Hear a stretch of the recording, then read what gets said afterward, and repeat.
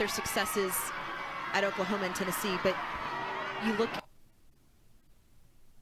they've been successful everywhere they've been and taken programs to heights. But when you look at college softball in the last 20 years, the University of Oklahoma, Tennessee are always in the conversation of being two of the best in the country. And Coach Gasso, Coach Weekly, it's not by accident. And the list of players for each, the who's who of college softball through the years. As Ella Parker stands in here for the Sooners. Parker, then Sanders and Agbayani, scheduled hitters. Ella Parker hitless in the series, but has walked a couple of times and has scored a run. We talked about her painful shin splints that she is dealing with. Patty Gasso said there's no chance that I'm giving her a day off. She's too proven, she's too good, and it almost feels like the more time she's not successful at the plate just makes it more probable that she's going to do something special. Over to play this one is Dodge. I can tell you, of all of the athletes who don't want a day off, Ella Parker. Give me another opportunity. And good work by Ella Dodge, seeing that high hop up the middle and getting the first out of the inning, and that location on the inner half going right after Parker. Sydney Sanders' 3-run home run yesterday was the difference maker for the Sooners. She bats with the bases clear and one down here in the second. Sydney Sanders is the type of hitter, when she gets hot, look out. You may see some lulls here and then, but she does have very high walk numbers. She always somehow finds a way on base, but getting hot right now and what she's done in this series. Up and in, and there was a definite clicking sound. Not sure what that hit. Probably that elbow guard that she has on her front arm. Certainly where it appeared as that one ran up and in on her. And catching a little bit of that Evo shield and running that rise ball up. And that's tough, because when you work inside to hitters, it's gonna happen. That pitch is, you want to make sure you go inside just enough, especially to someone like Sydney Sanders. And looks like she's okay. Never a great Sunday when you're taking a 75-mile-an-hour pitch off your finger. Without question. But I think may have gotten just a little bit of that Evo shield to maybe ease.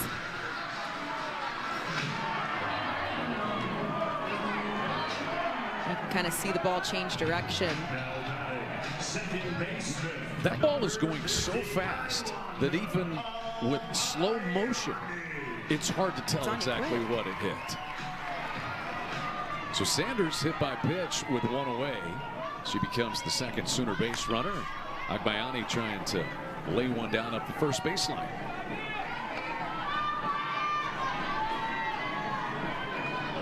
Ilana Agbayani, one of those kind of routine-oriented players. Not that they aren't all. Says she likes to have the hair ties and the bubbles back there on the ponytail. Got to have the bubbles. Trying to bunt that one. Pickens really working the inner half. We saw it to start this inning. Ella Parker on the inside part of the plate. Sydney Sanders a little too inside, and then Agbayani trying to lay down the bunt and move a few things way in. And now Patty Gasso down the line to have a word here with Scott Mayer. What is she questioning? She's kind of smiling. Saw Coach Gasso kind of have her hand up and pointing out to Tatum Stolding, like as if, or excuse me, Alex Leap, as if someone had their hand up. As though time had been called, is that what you're saying? Or an illegal pitch, which I don't believe that was any way a call. That is strikeout number 2 for Carlin Pickens. She fans Agbayani for the second out of the second inning. It was a called strike. They said that Agbayani offered at the second strike. And Patty Gasso just questioning whether or not she did offer at the prior pitch before the strikeout happened. Here's Fooled me. Isabella Emmerling now. Emmerling looking for her first hit in this weekend series. They appeal down to the first base umpire, Tatum Stolting, and she says no swing. So 2-0 the count now. A 1-out hit by pitch of Sydney Sanders, and she's down at first base. Pulled to third, nicely played by Panel, and across for the third out. No score, headed to the third inning. Rubber game between the Sooners and the Volunteers at 11th. And I will say the 7-8-9 had some success against Landry, whether it be via the walk, but putting themselves in positions to roll this lineup back over to the top and have someone in one of those 7-8-9 slots on base.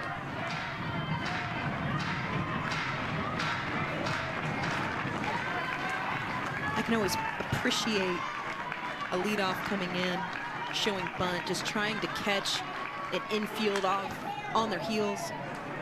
Right on the back, Sanders takes care of Dodge to start the third, and it's 7 up and 7 down so far in the circle for Sam Landry. All smiles from Landry, and I can say it over and over and over. Challenging these hitters early in counts, throwing pitches through the strike zone and allowing her defense to do their job behind her. Here is Amaya Doyle, who hits a rocket right at the shortstop, Gabby Garcia. So Doyle squared that one up, really. First time anyone squared one up.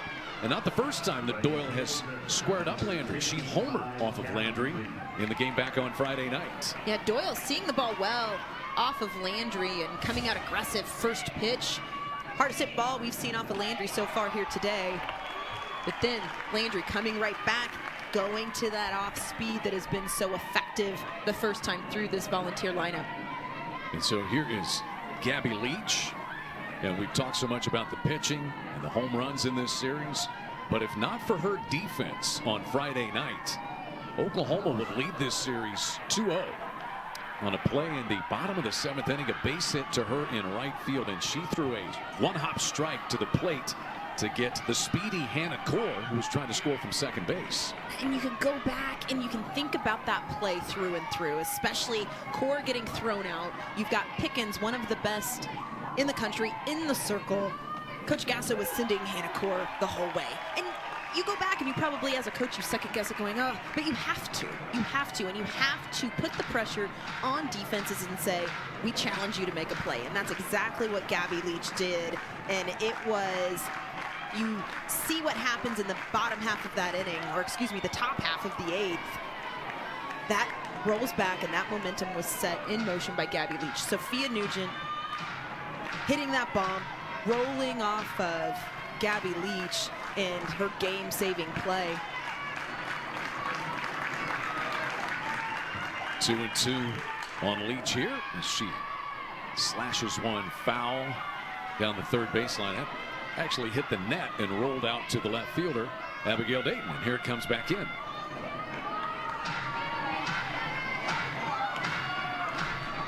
Leach is 1 for 4 at the plate this weekend. Had a double back on Friday night. Saw her sister, her twin Alana, also playing this series. They were both out in the outfield on Friday night in the late innings.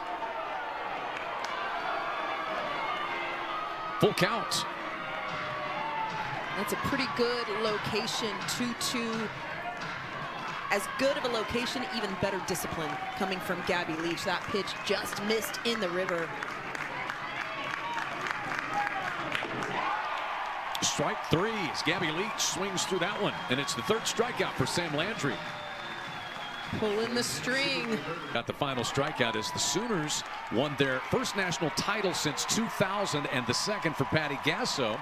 And there's the first hit of this game. It comes from Hannah Core in the number 9 spot, leading off the third inning for Oklahoma. Using the dirt, Hannah Core finding a way just to push that ground ball up the middle, but Ella Dodge doing a great job of just keeping this ball on the dirt. It made this a much closer play than it should have been, and rightfully so, seeing that challenge. Tennessee is challenging the play at first base. The call on the field is safe. That play is under further review. I expected to see a challenge here after the play was safe, but Ella Dodge The runner is safe. This is Tennessee's first challenge. And look, Dodge did all she could to try to get this out. And I think really when you look at it, at least from that view, and there's a better angle, absolutely barely safe, but I think when you kind of see a play like that, had the play on the field been out, I think it would have also been upheld because it was way too close to change it either way. So I think the biggest piece there was the fact that it was a safe call originally. I think that's a valid point. Even with all the views and cameras that we have, it's a challenge to tell at times. So one challenge remaining for the Lady Vols, and that is Oklahoma's third base runner, and it's the first hit for either team. That's the other side about this series.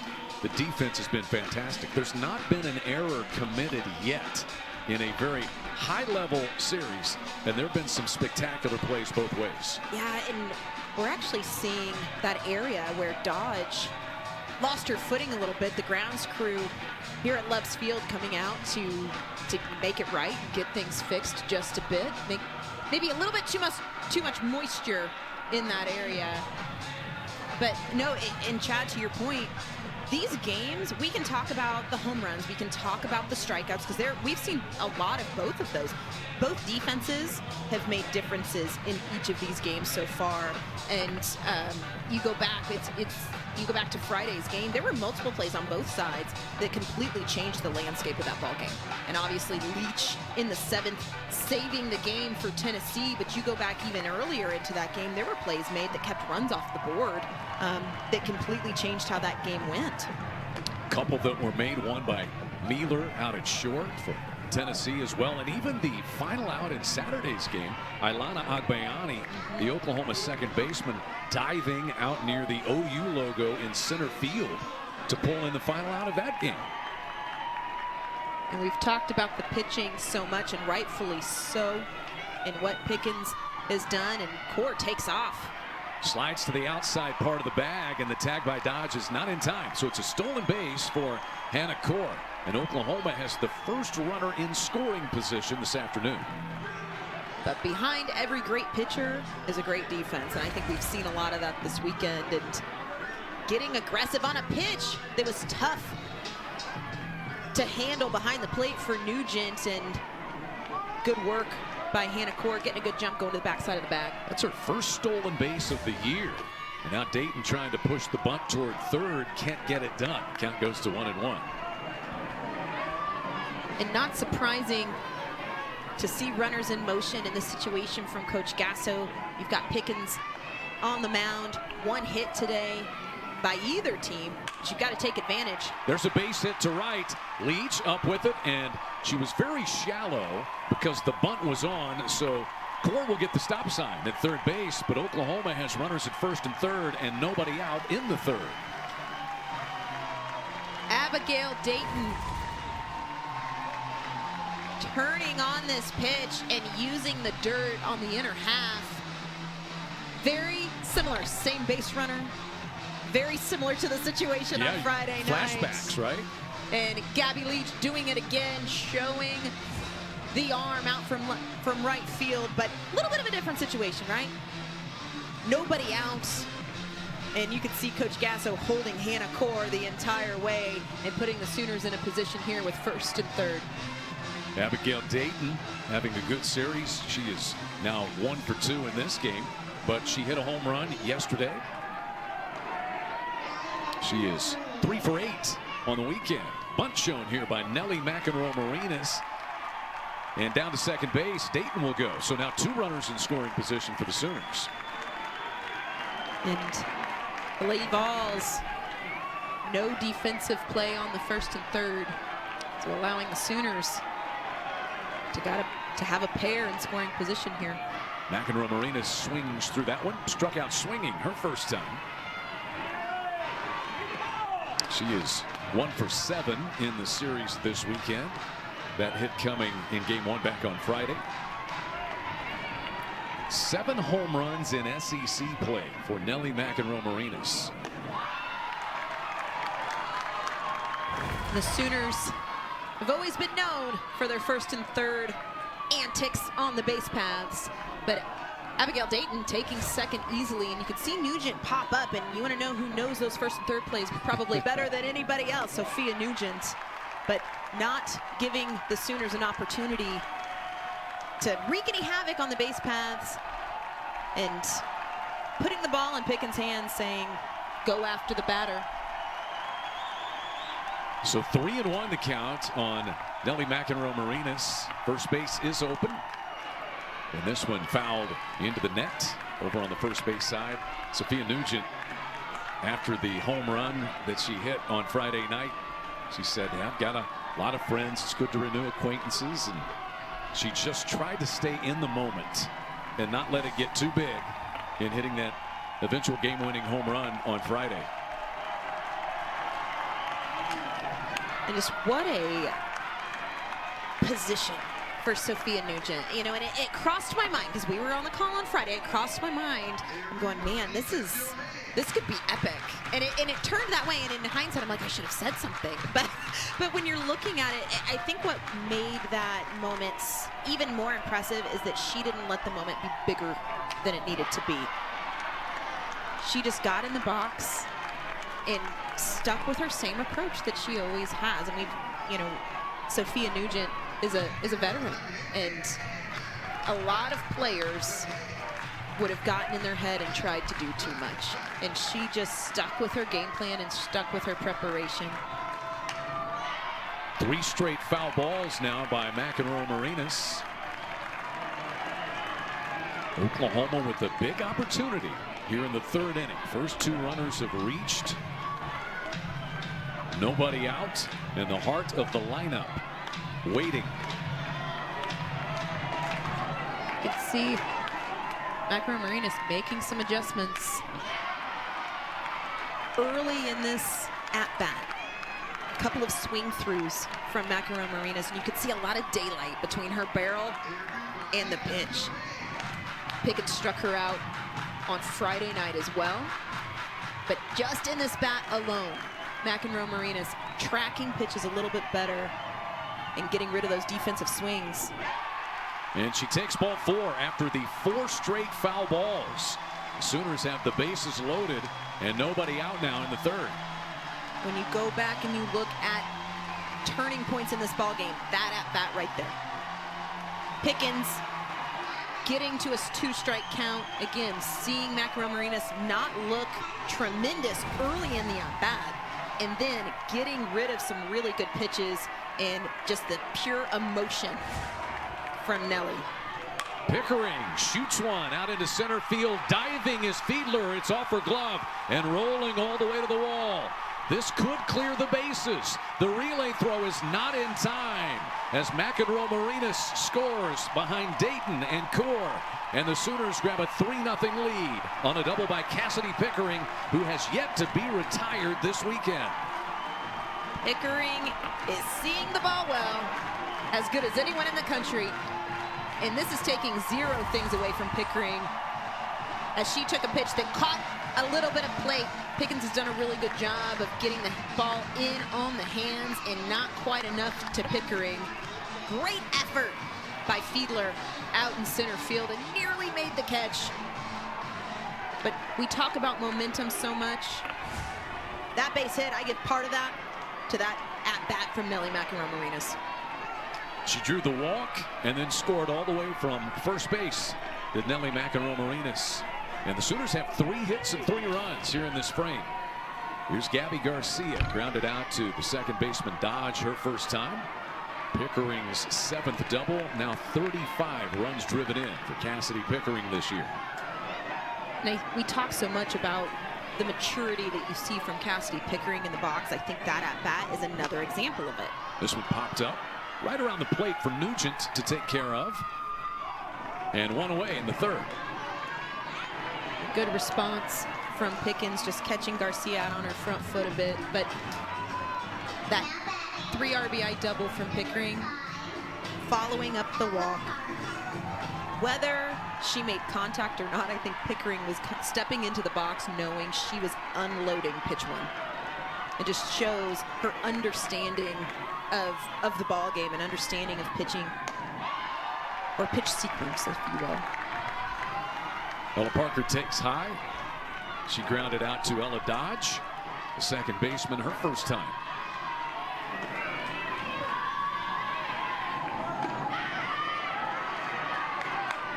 One and one now to Parker. Carlin Pickens in this situation has typically had an excellent response. She gets 1 out as Parker swings to another. That's a good location coming from Pickens, a little elevated up in the zone. Most of the pitches we've seen from Pickens in this ball game have been on the inner half, so making an adjustment. Now we're seeing her, even with the miss there, working the other side of the plate to Parker.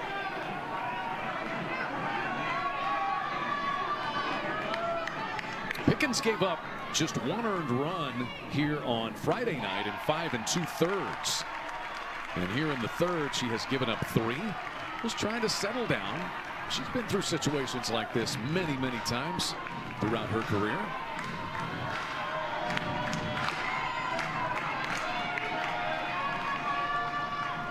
Parker hits this off the end of the bat, bounding toward Mealer. Down to third base. On the putout will go Pickering. Mealer cleanly retires Parker for out number 2. That's a huge out as Pickens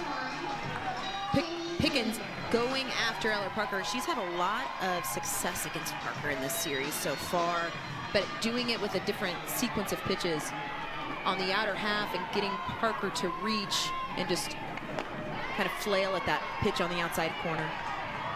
Here's Sydney Sanders, who was hit by pitch her first time up today and homered yesterday. 7 home runs on the season and now 52 for her career, 6th most among active players in Division I.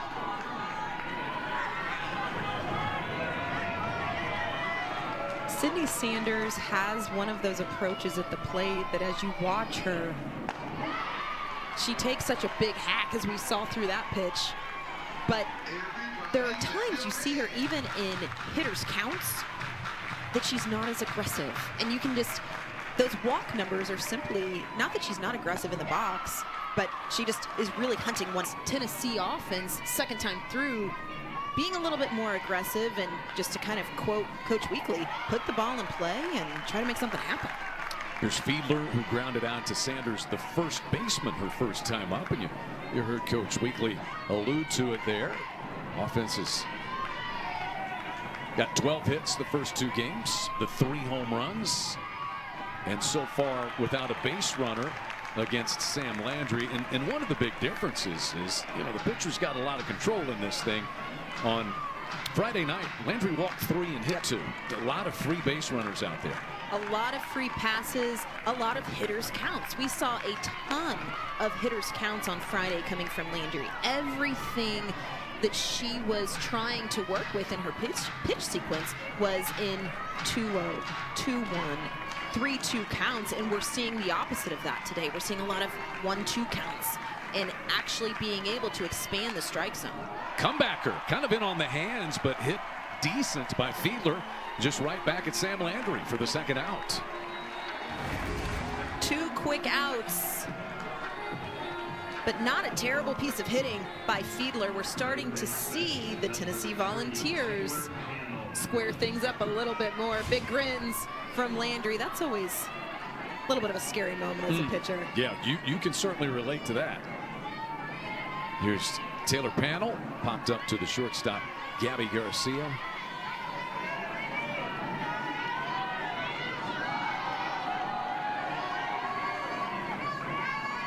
Panel having an excellent season for the Lady Volunteers and a very good weekend. She is 4 out of 8 in this series, including a home run yesterday. She was 3 for 3 back on Friday. Now a little conversation between Emmerling and Sam Landry. What's this visit about here? I was just talking about all of the plus counts we've seen from Landry. We've seen very few 2-0 counts. And I like seeing Emmerling recognize that, slow things down, and go out and have a conversation, even if the conversation is not even truly related to the pitch that just got thrown. Slow things down, have a conversation, maybe loosen things up a bit, and let's get back to work and stick with what we've been doing. What's the strangest thing a catcher said to you on a visit to the circle, just to try to get your mind off the seriousness of this? I don't know if it's appropriate to say on the air. Figured you would say that. 3-0 now to Panel.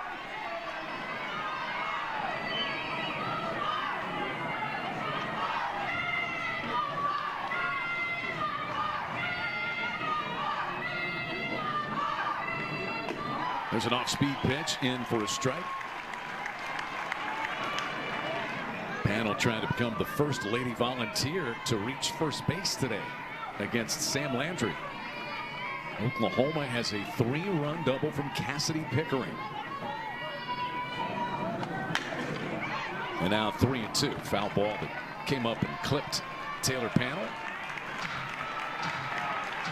Landry going with the off speed and then coming right back, distorting timing, going right back at Panel hard on the inner half. Karen Weekly said Panel has just gotten better at surrendering the outcome. That's a big phrase for Karen Weekly and the Lady Volunteers. Surrender the outcome. You got to be willing to accept it and move on.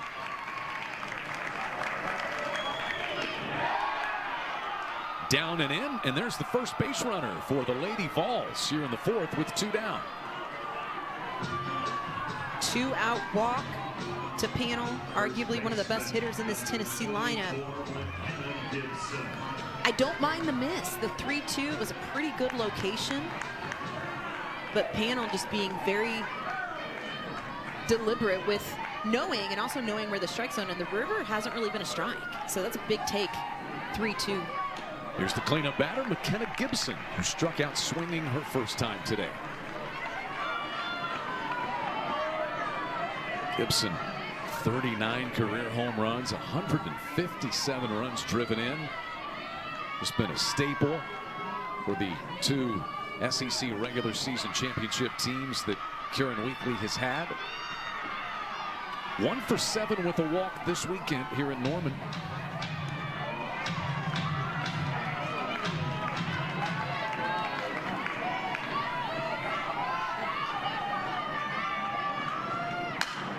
Back up the middle and scoots into center field as it just gets past the glove of Garcia. And all of a sudden, the Lady Volunteers are going to bring the potential tying run to the plate. And it'll be Sophia Nugent, who was the hero on Friday night in extra innings. And all of this being done with 2 outs, and that was a drop ball that Gibson went down and got on a pitch that was really and truly outside of the zone, and she just did a great job of seeing the pitch down and using the dirt. So some of those adjustments coming from the Lady Vols second time through, more aggressiveness and tracking that drop ball down and pounding it into the ground. So once again, Emmerling is out for a little chat with Sam Landry. And Amanda Allen is going to run at first for McKenna Gibson. So Amanda Allen is at first, Taylor Panel is at second, and here is Nugent. Pulls the first pitch, just foul. Nugent recognizing, coming out aggressive, recognizing that pitch on the inner half, and again, just another moment for Sophia Nugent. Honestly, you could not have written a more dramatic script than what we saw on Friday night. And even Patty Gasso afterwards smiled about this home run from her former player, Sophia Nugent. And just talk about having an absolute moment and taking this pitch opposite field, and just the pure joy from Sophia Nugent to win the ball game for Tennessee, but those are the types of things, though. I mean, we can talk about the transfer portal, love it, hate it, do with it what you will. You want to see players go and be successful, and I think that's just part of the landscape of softball and just athletics in general. We saw Jennifer Rocha come out of the Oklahoma dugout there, DJ. First time that she has been to the circle today. We're starting to see Landry get behind in counts a little bit. 1-1 right now, so big conversion pitch coming from San Landry as she misses inside and falls behind. But the conversation, it's in your head of making sure that you're getting those pitches inside enough, getting to a corner. That pitch that got hit Friday night was supposed to be on the outer half. It did not make it, and Nugent made her pay. So just being deliberate with those spots and working your pitches through the strike zone. 2-2 on that foul ball. That's more of the pitch we've seen today from Sam Landry. And that's a good location. On the inner half, there's not a lot you can do with that pitch, and just in on the hands.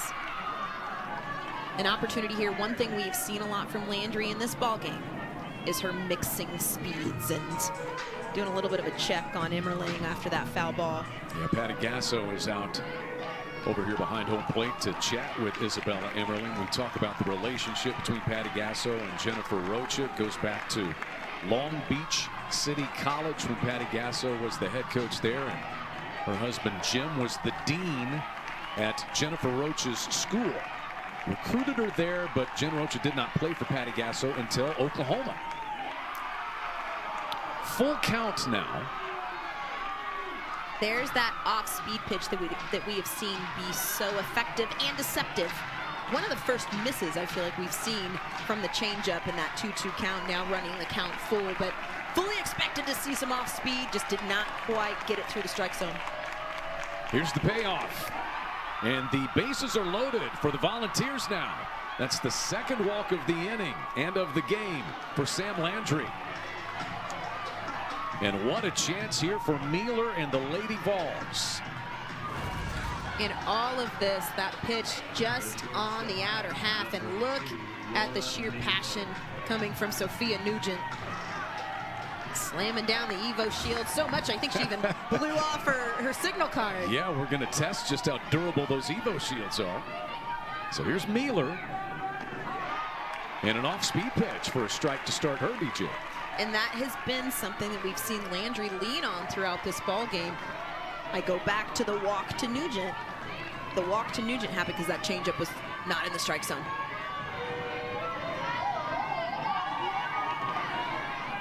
Bases full of Lady Volunteers and an 0-2 count.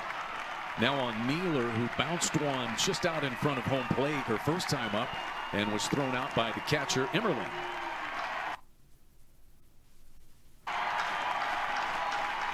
All of this coming with 2 outs for the Lady Vols.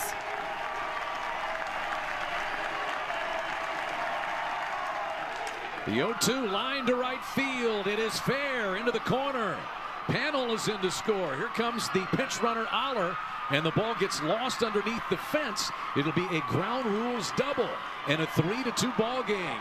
A line drive laser down the right field line by Mealer has made it a 1-run game. 2-out rally for Tennessee, and Mealer taking a pitch 0-2 that should have been a little bit more off the plate and just handling it so well. Textbook. Taking that pitch on the outer half, letting it get deep and lining it down into the right field wall. That play is under further review. So you hear the announcement that Oklahoma is going to challenge fair or foul, I believe is what I heard there. This is a McIntyre Law official review. That is Alex Leap, who is the crew chief out there, giving us the announcement on the review. Was it fair or foul? You always like to use that age-old term, did the chalk fly? And as we see it on the replay view, it looks like it landed right on the line, and I'm gonna go back to the evidence must be irrefutable. And I think that's the biggest key with every single challenge. I really do. After review, the call on the field is upheld. Fair ball. This is Oklahoma's first challenge. And you hear the eruption from the Tennessee dugout because the 2-run double by Mueller is upheld to the delight of the Vols fans in attendance. We've got a 1-run game. I want to go back to that pitch that was hit by Mueller. 0-2 count. And that pitch, it wasn't a terrible pitch coming from Landry. It wasn't dead red, catching a lot of white on the plate. It was on the outer half and just handled so well by Mueller. You kind of see that pitch, if anything, maybe went to get a little bit of downward break, but Mueller really taking what was kind of a tough pitch and doing a really good job with it. So it is 2 runs on 2 hits and 2 walks in the inning. Ella Dodge now. So a 2-0 count here on Ella Dodge. Driven right field. This one is way back and it's gone. It's a 3-run home run for Ella Dodge, and the Lady Volunteers have sprung into the lead. All of this done with 2 outs. 2-0 count. Ella Dodge was sitting, and that was an off-speed pitch delivered by Landry. Up in the zone was where that changeup, and as soon as that pitch was thrown, Landry knew it. And Dodge just sitting and going down and getting that pitch again. When I watched it live, I thought it looped in a little bit more than it did. I stand corrected. And Dodge just taking the off-speed pitch and taking it out of here to right field where we've got a wind blowing straight in. Yeah, that's into the teeth of the wind. And now here's Doyle, who homered against Landry back on Friday. So for Dodge, home run number 5, RBIs 10, 11, and 12. It is a 5-run inning from a 3-0 deficit to a 5-3 lead for the Lady Volunteers. With 2 outs. All with 2 outs. And it began with the walk to Panel.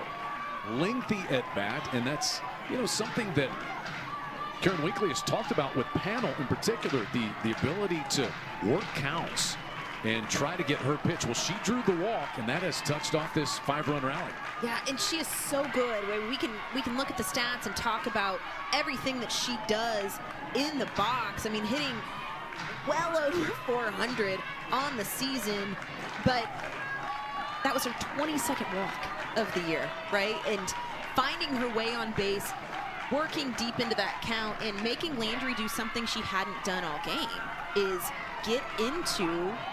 Landry is able to get Amaya Doyle to finish things, but what an inning for Tennessee halfway through this.